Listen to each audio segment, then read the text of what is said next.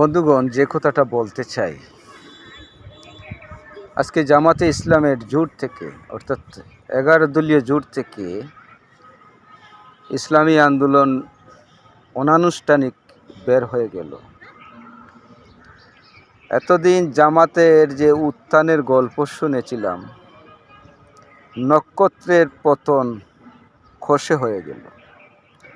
অর্থাৎ নক্ষত্রের পতনটা খুব সহজে হলো। এখন লিবারেল ডেমোক্রেটিক পার্টি অর্থাৎ এলডিপি কর্নেল অলি সাহেব তিনিও বের হওয়ার চিন্তাধারা করছেন। প্রশ্ন হলো, লিবারেল ডেমোক্রেটিক পার্টি তিনি চেয়ারম্যানের দায়িত্বে আছেন এবং তিনি শহীদ প্রেসিডেন্ট জিয়াউর রহমানের সাথে মুক্তিযুদ্ধ করেছেন, একজন বীর বিক্রম। এই বীর বিক্রম কোনো সময়েই বাংলাদেশের মুক্তিযুদ্ধকে কখনোই বিতর্কিত কোনো সংগঠনের সাথে বিক্রি করবেন না।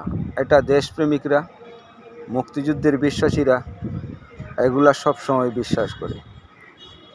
মুক্তিযুদ্ধের বিশ্বাসী যারা, আদর্শে যারা, তাদের একটি বিশ্বাস আছে, বিতর্কিত কোনো সংগঠনের সাথে তিনি নির্বাচন করবেন না। সম্ভবত তিনি আজকে এই ঘোষণাটা দিতে পারেন। ঘোষণাটা সম্ভবত রাত্রে 8টা অথবা 9টার ভিতরে তিনি দিতে পারেন, আমাদের কাছে যতটুকু তথ্য আছে। আর এবি পার্টি তো এটা জামাত থেকে, আগে জামাতের নেতৃত্বে ছিল, জামাতের রাজনীতির সাথে যুক্ত ছিল। জামাত থেকে বের হয়ে তারা নতুন একটি সংগঠন করেছে এবি পার্টি।